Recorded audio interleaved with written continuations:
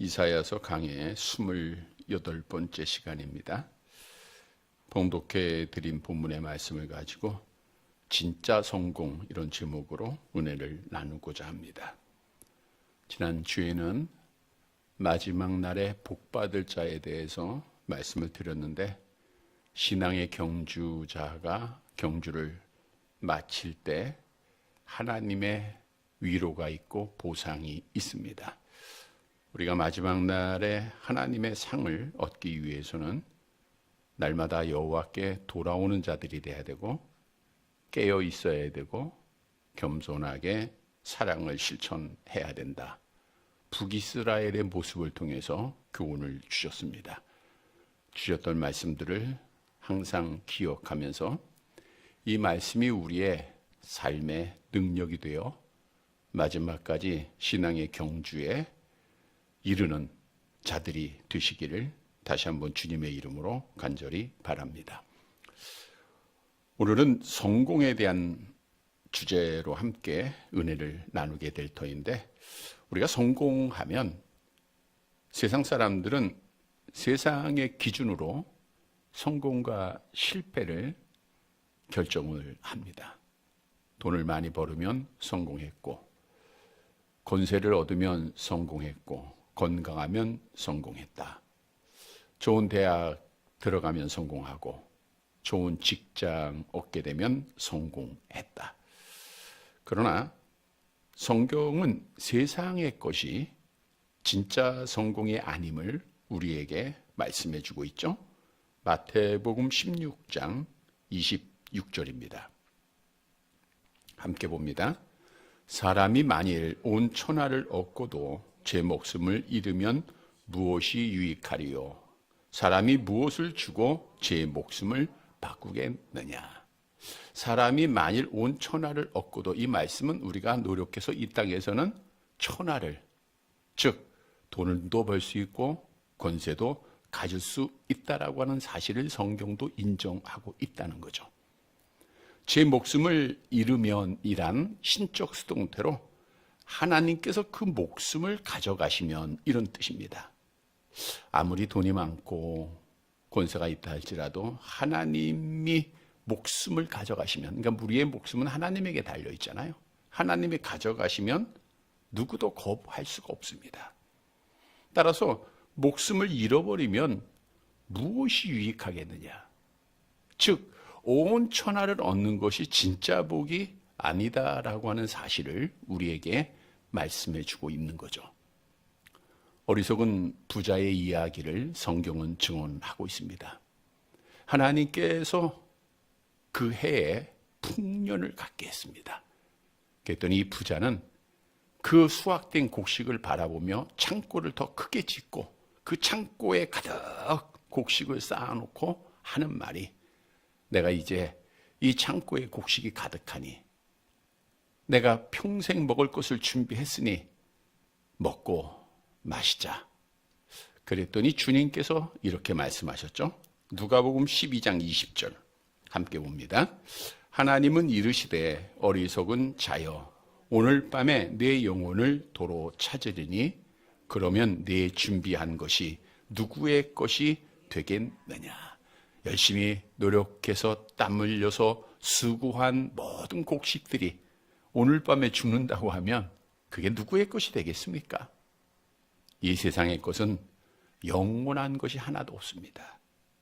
따라서 진짜 성공은 이 땅에서 잃어버리는 자가 아니라 하나님의 나라에서, 천국에서 영생하는 자인 줄 믿으시기를 바랍니다. 여러분, 예수님께서는 약속대로 이 땅에 다시 오시는데 심판주로 오신다라고 성경은 수없이 우리에게 약속을 하고 있습니다. 마태복음 16장 27절 함께 봅니다.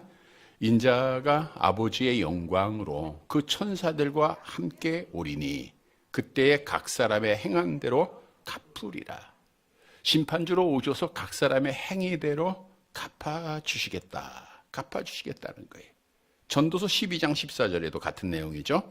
하나님은 모든 행위와 모든 은밀한 일을 선악간에 심판하시리라. 마태복음 25장에 기록한 대로 오른편의 양과 왼편의 염소로 구분을 하시죠.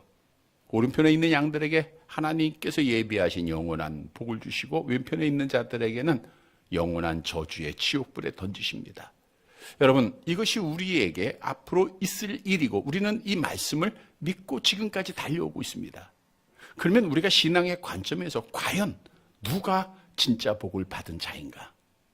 우리는 비록 인간의 연약함 때문에 복의 개념이 흔들릴 수도 있지만 분명히 복받은 자가, 진짜 복받은 자가 누구인가를 알아야 합니다. 오늘 본문의 말씀은 북이스라엘이 왜 하나님 앞에 심판을 받게 되었는가?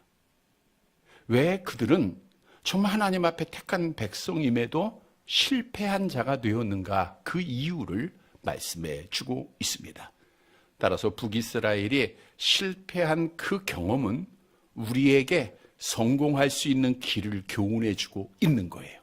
오늘 말씀을 통해서 우리는 진짜 성공하는, 믿음을 지키고 복받는, 사랑하는 성도들이 되시기를 간절히 바랍니다. 첫째 대지로 진짜 성공하기 위해서는 죄를 버려야 합니다. 이사야서 9장 18절입니다. 이사야서 9장 본문 18절 말씀 같이 봅니다. 대저 악행은 불타오른 것 같으니 곧 찔레와 가시를 삼키며 빽빽한 수풀을 살라 연기가 위로 올라가게 함과 같은 것이라. 대저 단언컨대 참으로 라고 하는 뜻으로 이하의 내용은 부정할 수 없는, 아무도 대답할 수 없는 확실한 사실이라고 하는 것을 말씀해 주고 있는 거예요. 어떤 내용이죠? 악행은 불타오르는 것 같으니. 악행은 불타오르는 것처럼 그 파괴력이 엄청나다는 겁니다.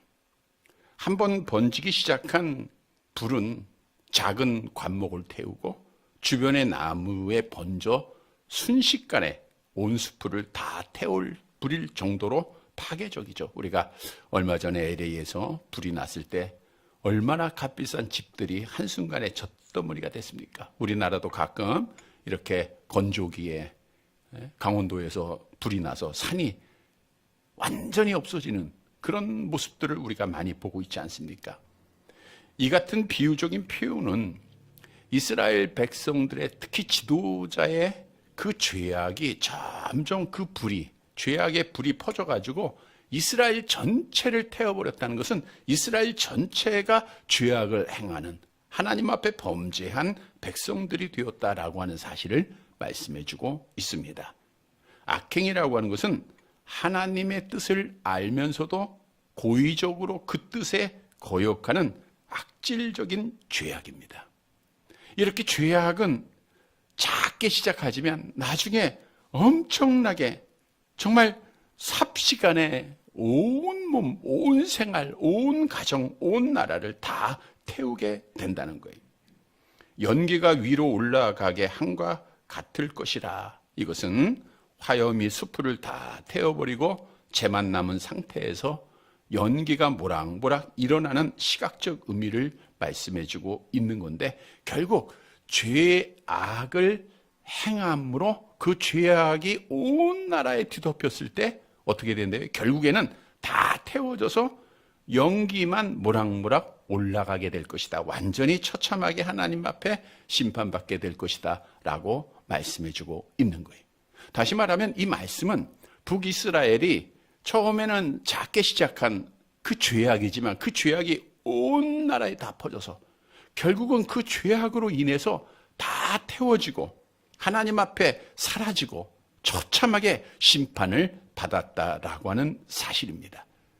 여러분, 본문은 무엇을 우리에게 교훈해주고 있습니까? 북이스라엘이 죄악으로 작게 시작한 죄악이지만 결국 그 죄악 때문에 나라가 실패하고 심판받았다고 하는 것은 진짜 성공하기 위해서는 죄를 버려야 된다는 거예요. 다시 말하면 우리가 죄를 가지고 있으면 믿음을 못 지켜요. 실패한 자가 될 수밖에 없다는 거예요.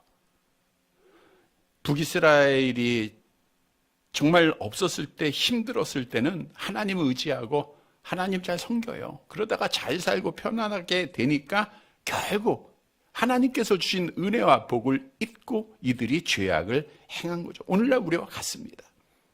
우리가 하나님을 얼마나 잘 섬겼습니까? 얼마나 열정적으로 하나님을 찬양했습니까?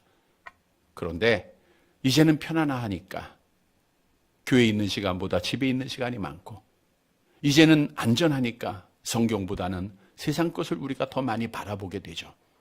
여러분, 죄라고 하는 것은 불법이다라고 성경은 정의하고 있죠. 요한일서 3장 4절 함께 봅니다. 죄를 짓는 자마다 불법을 행하나니 죄는 불법이라. 즉 하나님의 말씀에 조금이라도 부족함이 보이는 것은 다 죄예요. 그런데 중요한 사실은 이 죄는 오염이 된다는 거예요. 오늘 본문에서 말씀하고 있는 것처럼 작은 불이 온 숲을 태우듯이 작게 시작한 죄가 온몸을 태운다는 거예요. 온 가정과 나라를 태운다는 거예요. 우리가 예를 들어 보면 작은 거짓말을 한 번 했는데 그 거짓말을 합리화하다 보니까 또 더 큰 거짓말을 하게 되고 더 그 거짓말이 눈덩이처럼 불어나는 것을 우리가 많이 경험하고 있지 않습니까? 따라서 진짜 마지막 날에 복 받을 자들은 우리가 이 땅에 사는 동안 죄악을 버려야 돼요. 성경도 죄악을 행하는 자들, 죄악을 버리지 못한 자들에게는 하나님의 나라가 유업으로 받지 못하게 될 것을 우리에게 분명히 경고하고 있습니다. 갈라디아서 5장 19절에서 21절이죠. 함께 봅니다. 육체의 일은 분명하니 곧 음행과 더러운 것과 호색과 우상 숭배와 주술과 원수 맺는 것과 분쟁과 시기와 분냉과 당 짓는 것과 분열함과 이단과 투기와 술 취함과 방탕함과 또 그와 같은 것들이라. 전에 너희에게 경계한 것 같이 경계하노니 이런 일을 하는 자들은 하나님의 나라를 유업으로 받지 못해. 이런 일, 악행을 행하는 자들은 하나님의 나라를 유업으로 받지 못한다는 거예요. 뿐만 아니라 우리가 죄악을 가지고 있으면 하나님을 만날 수가 없어요. 하나님을 만나지 못하면 우리가 믿음을 지키지 못하는 겁니다. 아무리 울부짖고 아무리 우리가 하나님 앞에 열심히 기도한다 할지라도 죄가 그 앞에 있으면 하나님과 우리 사이를 갈라 놓는다고 성경은 말씀하죠. 이사야서 59장 2절 함께 봅니다. 오직 너희 죄악이 너희와 너희 하나님 사이를 갈라 놓았고 너희 죄가 그의 얼굴을 가리워서 너희에게서 듣지 않으시게 함이니라. 따라서 육체의 소욕대로 행한 자들은 북이스라엘처럼 불에 태워서 실패한 자가 되는 거예요.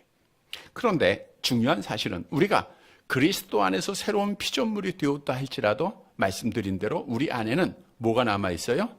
죄의 오염이 그대로 남아있다는 거예요. 정말 하나님이 완전한 새 사람으로 창조한 것이 아니라 죄의 성품, 오염은 그대로 남겨두고 새로운 사람, 성령의 사람을 만들어 놓으신 겁니다. 그래서 항상 우리 안에는 두 사람이 존재하고 있다라고 말씀드리잖아요. 사도 바울도 부활의 주님을 만나고 나서 그가 얼마나 주 앞에 헌신한 자입니까? 그럼에도 로마서 7장에 보면 오호라 나는 곤고한 사람이라. 누가 사망의 몸에서 나를 건져내랴? 그가 고백하지 않았습니까? 그래서 우리는 죄를 이기는 삶, 죄를 버리는 삶을 살기 위해서는 우리 안에 있는 새 사람, 즉 성령의 사람이 커져야 되는 거예요. 이것은 우리 성령의 충만함을 받으라라고 하는 뜻인데 우리 갈라디아서 5장 17절 말씀 먼저 볼게요. 함께 봅니다. 육체의 소욕은 성령을 거스리고 성령은 육체를 거스리나니 이 둘이 서로 대적함으로 너희가 원하는 것을 하지 못하게 함이니라. 그러니까 성령은 죄를 짓지 못하게 해요. 성령은 하나님 앞에 가까이 나아가게 합니다. 그래서 죄를 이기기 위해서는 성령의 충만함을 받아야 돼요. 에베소 5장 18절 술 취하지 말라 이는 방탕한 것이니 오직 성령의 충만함을 받으라. 당시 에베소 교회는 번화한 도시로 네온이 밤을 밝히는 방탕한 환락의 도시였습니다. 이들은 술에 취해서 신전에서 춤을 출 정도로 술 취하고 있는 것이 일상생활이에요. 그래서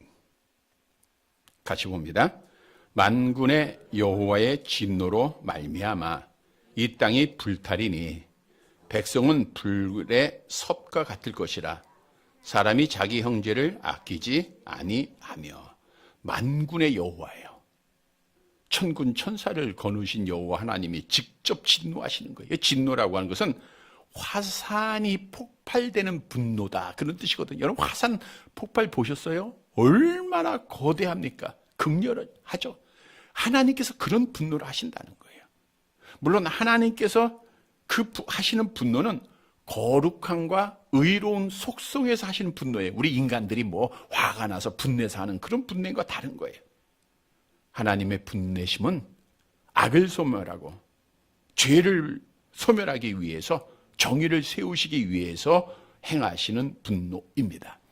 여호와 하나님이 북이스라엘이 그 죄를 바라보시면서 분노를 하세요.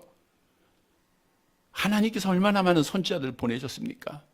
돌아오라 돌아오라 돌아오라 수없이 선포하셨잖아요.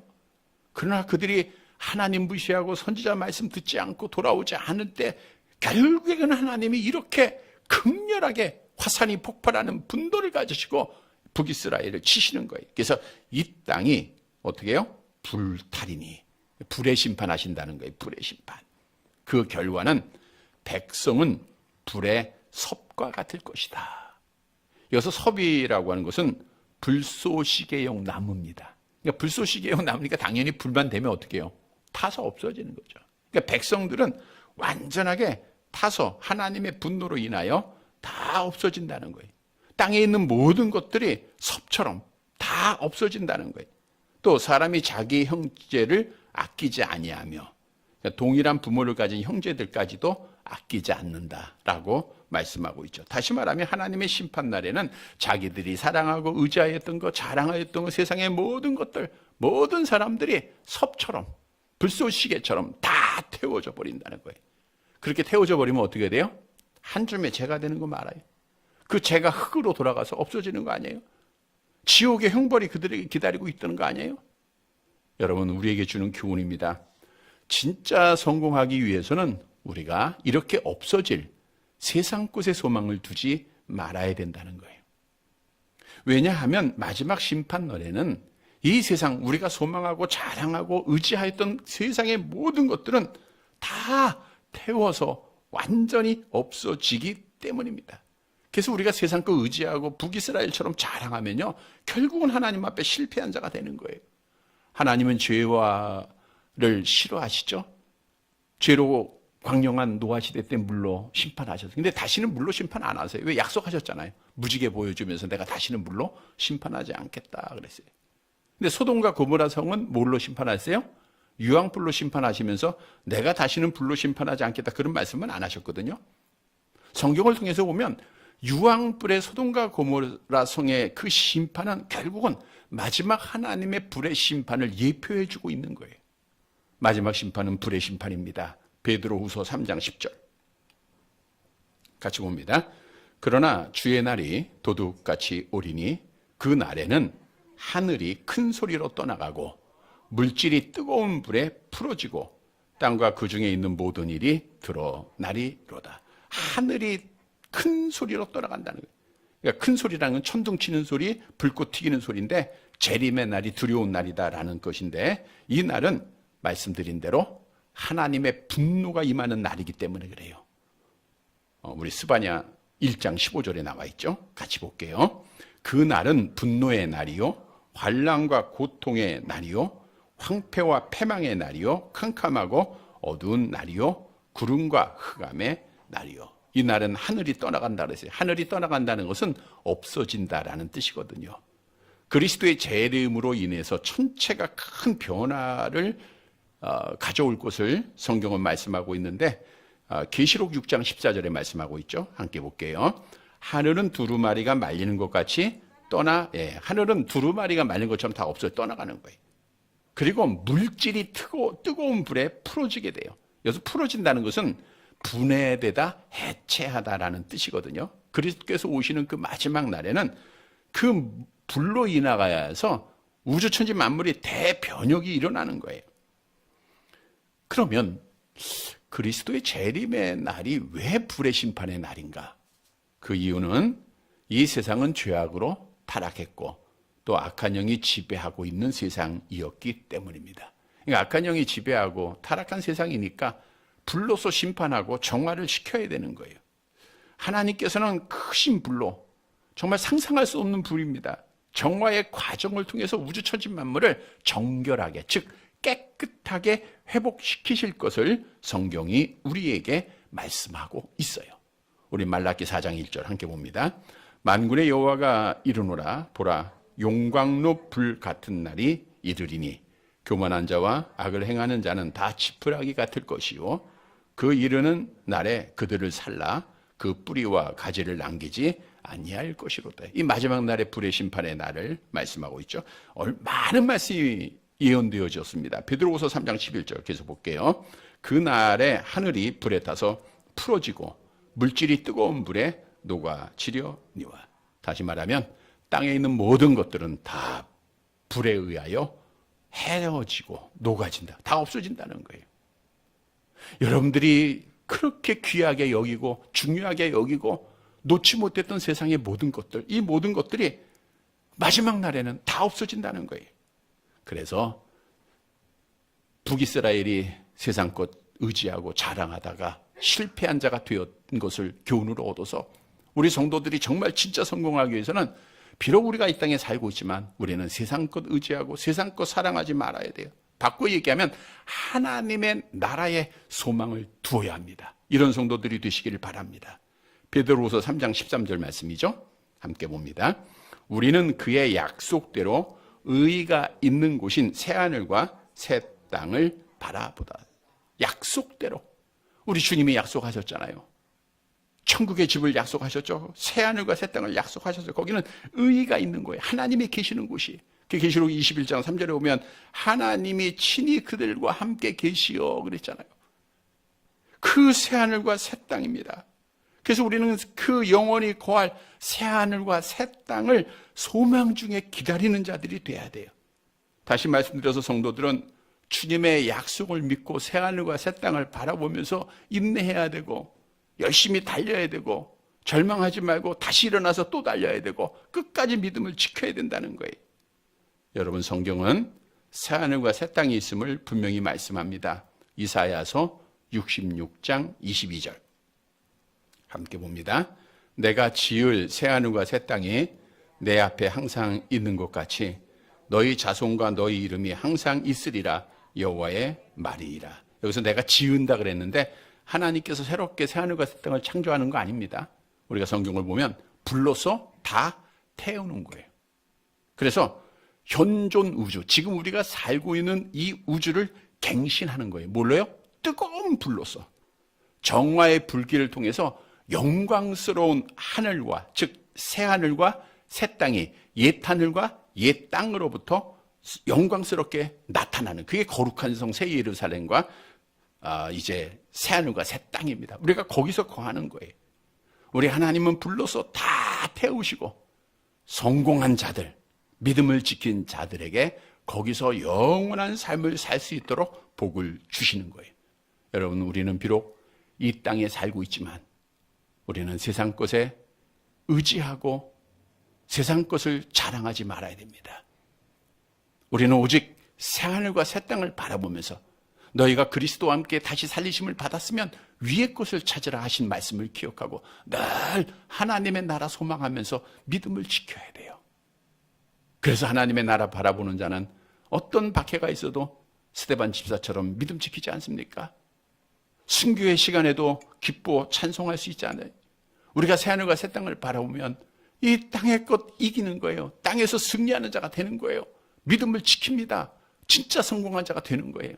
성도 여러분, 오늘 말씀을 통해서 북이스라엘이 그렇게 자랑하고 그렇게 의지했던 세상의 모든 것들이 심판날에는 불로 잿더미로 다 변하게 된다.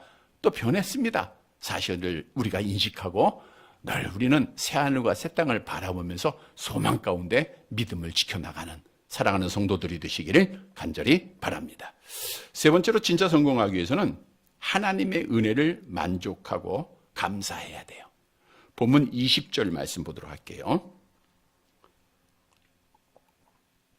이사야서 9장 20절입니다.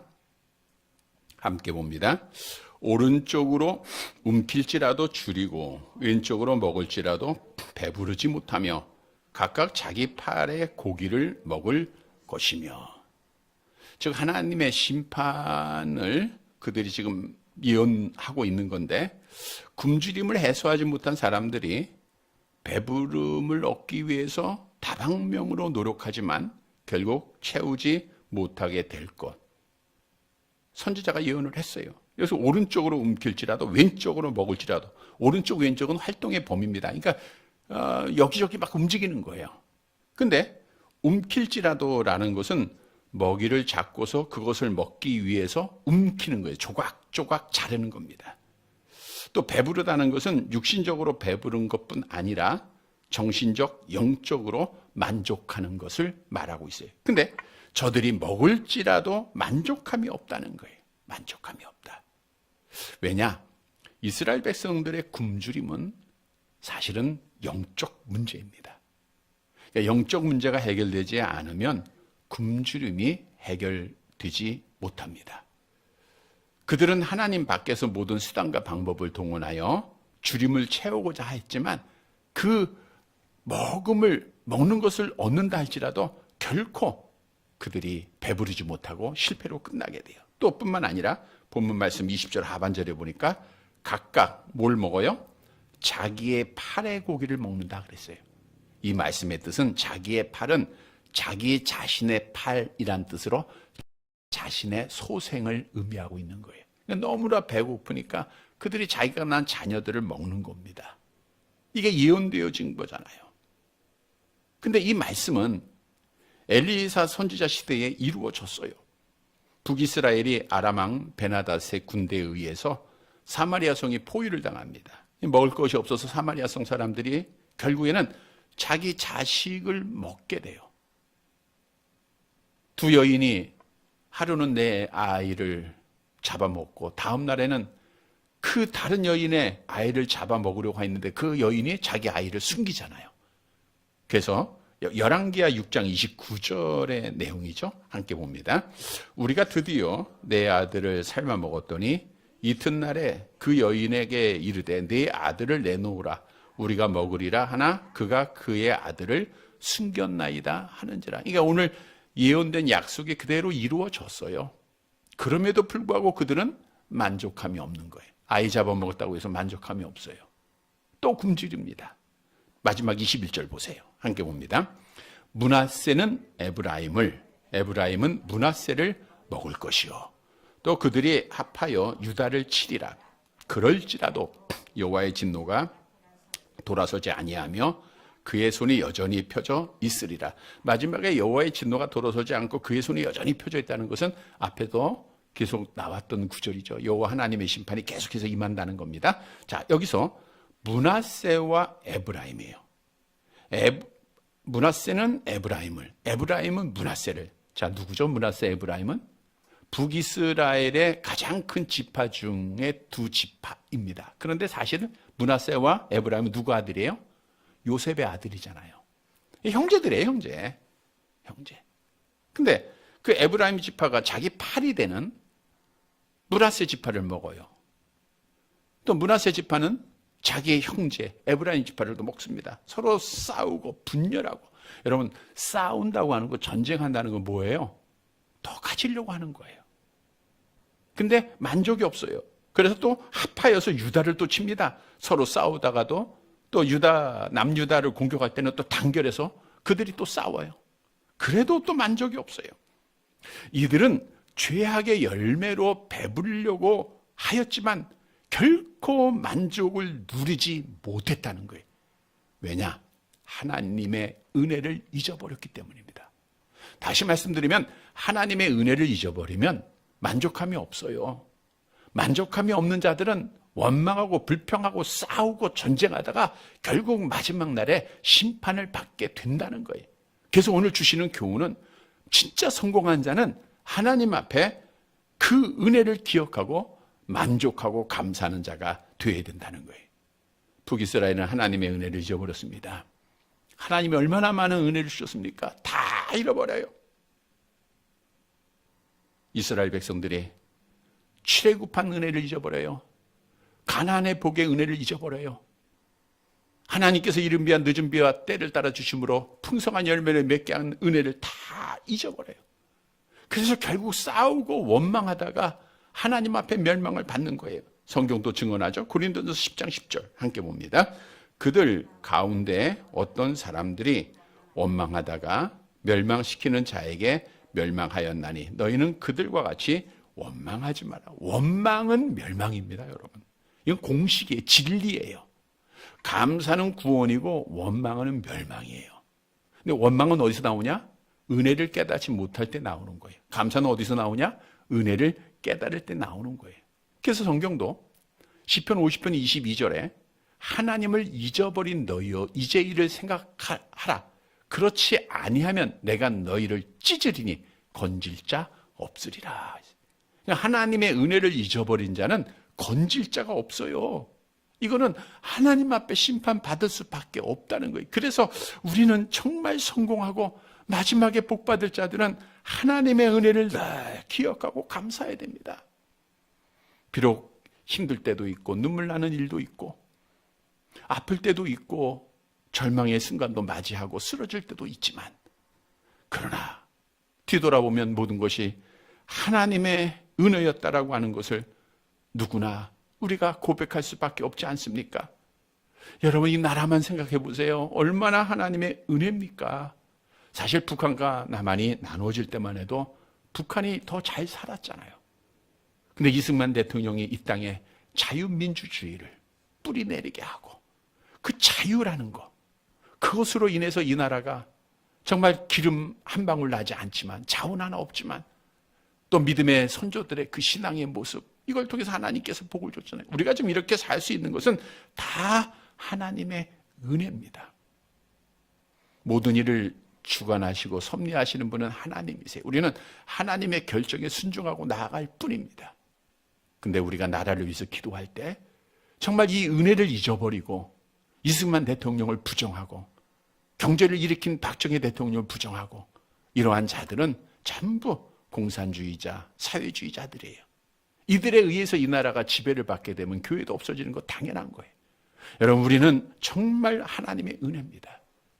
그래서 우리는 그 은혜를 깨닫고 늘 감사하는 자가 돼야 돼.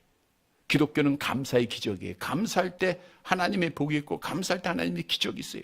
우리 요나 선지자가 하나님의 말씀에 불순종해서 다시스로 도망가다가 결국 큰 고기 뱃속에 들어가잖아요.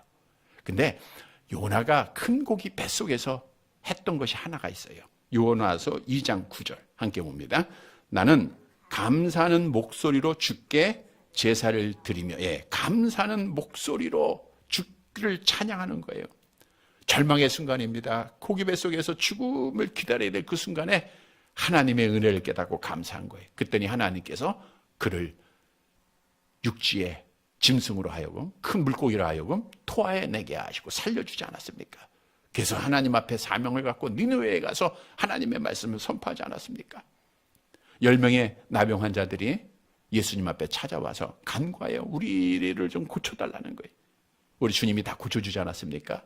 근데 그 중에 한 사람, 사마리아 사람입니다. 이방인 취급받는 사람이죠. 그 사람은 예수님 앞에 와서 감사했어요. 누가복음 17장 15절 16절 같이 봅니다. 그 중에 한 사람이 자기가 나은 것을 보고 큰 소리로 하나님께 영광을 돌리며 돌아와 예수의 발 아래 엎드려 감사하니 그는 이렇게 하나님의 은혜를 깨달을 때는 감사할 줄 알아야 돼요. 여러분 우리가 정말 하나님 앞에 감사할 줄 알아야 됩니다. 지금까지 지내온 것 주의 크신 은혜라 찬송만 부를 것이 아니라 정말 하나님의 은혜를 깨닫고 늘 하나님 앞에 감사하는 거예요.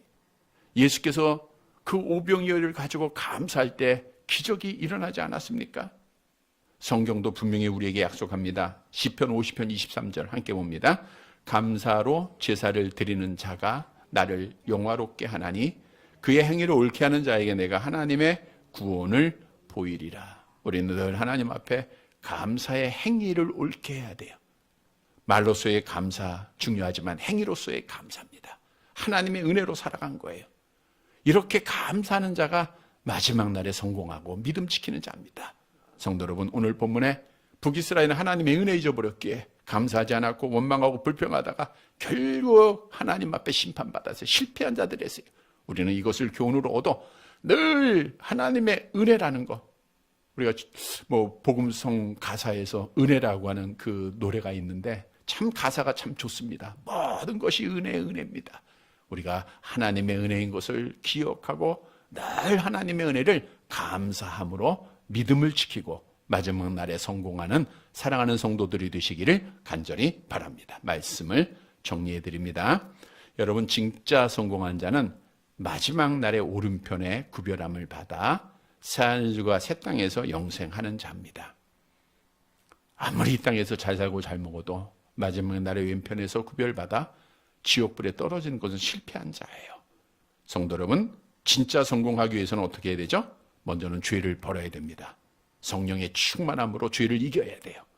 세상 거 의지하지 말고 하나님 의지해야 됩니다. 지금의 생활에, 지금의 형편에 만족하고 감사해야 됩니다. 사랑하는 성도 여러분, 오늘 주신 말씀 기억하고 우리가 믿음 꼭 지켜서 마지막 날에 성공하고 복받는 사랑하는 성도들이 되시기를 주님의 이름으로 간절히 바랍니다.